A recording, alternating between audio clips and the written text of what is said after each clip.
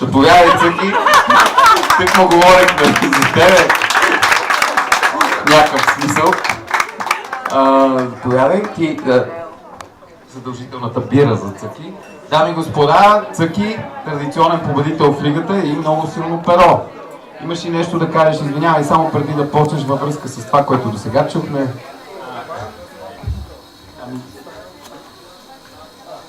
Да, аз искам да коригирам.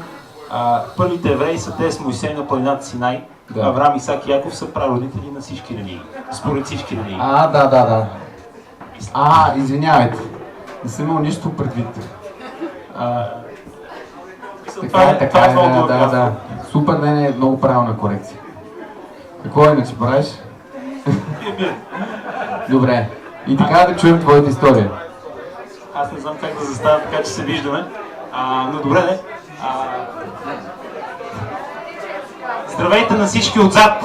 Ако искате, мога по-силно да разказвам. В началото на септември ми звъни един приятел от квартала Цецо и ми казва: Цъки, моля те помоля за една услуга. Аз му казвам: да, брат, кажи ми какво е, ще го направим. Той казва: моля да идеш с мен в Бият. На което аз задавам резонния въпрос: що? И той казва, той също оказва се, че той лятото на Слънчев бряг се запознал с някакво момиче, там станали нещата, която се оказва сервитьорка в Бият. И Цецо решава, като се върне в София, да довърши започнато и ми звъни за морална подкрепа и да не отиде сам, защото става малко такова отчаяно. И аз му казвам: мен нали знаеш, че тези жени кълват на мъже с БМВ тройка и нагоре и ти някакси не си от тези мъже, на което той почва и вика: това са твоите рекламистски стереотипи, това не е така, тя е истинска, не те слагаш хората в каталози, тя е много готина, ще видиш, ти хареса.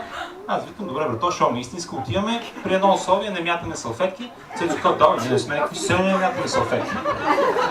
В уречения ден и час, главата, това му е прякора, главата се появява облечен като за циганска сватба.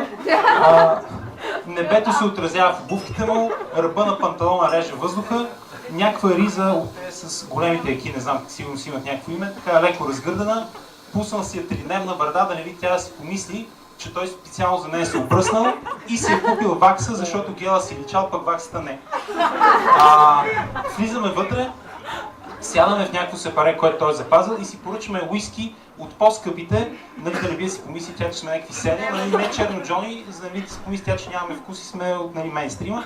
Сядаме, започваме да чакаме, абсолютно нищо не се случва, идва обслужване някакво друго момиче, тя се върти, вижда и няколко пъти, Цецо я вижда няколко пъти.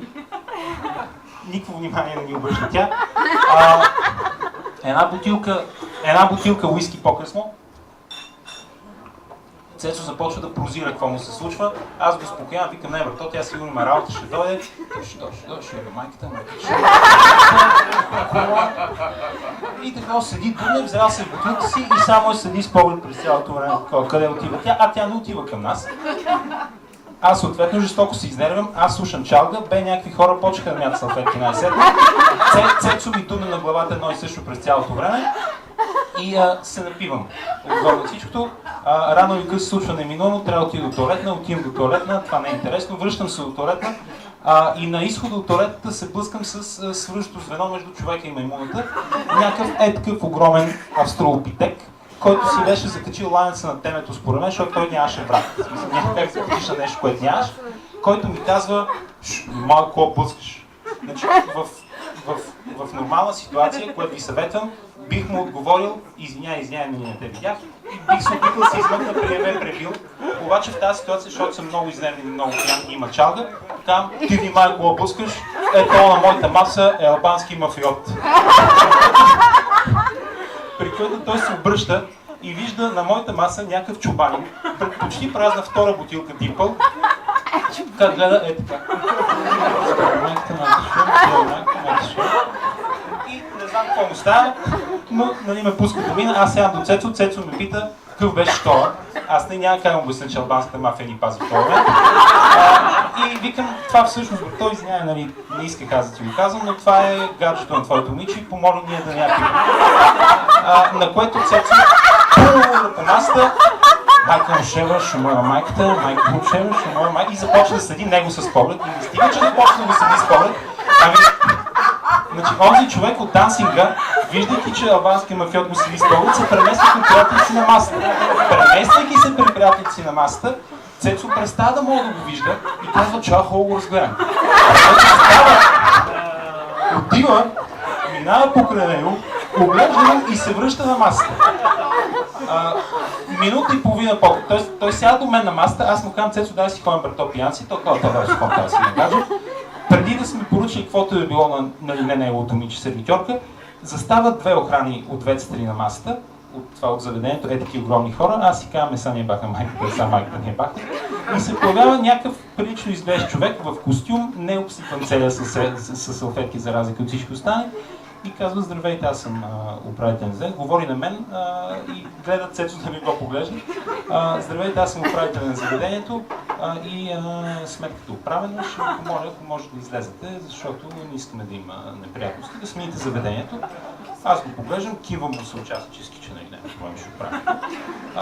Фащам Цецо за ръката и му казвам, айде, излизаме навън. Цецо, излизайки, вика, брато, какво стана? Викаме, мен, твоето момиче също се оправило сметката, да ни се извини, че нали така те е подвела, влюбила се. На което Цецо ми каза, виж брато, аз ти казах, че тя не е като другите, тя е яка.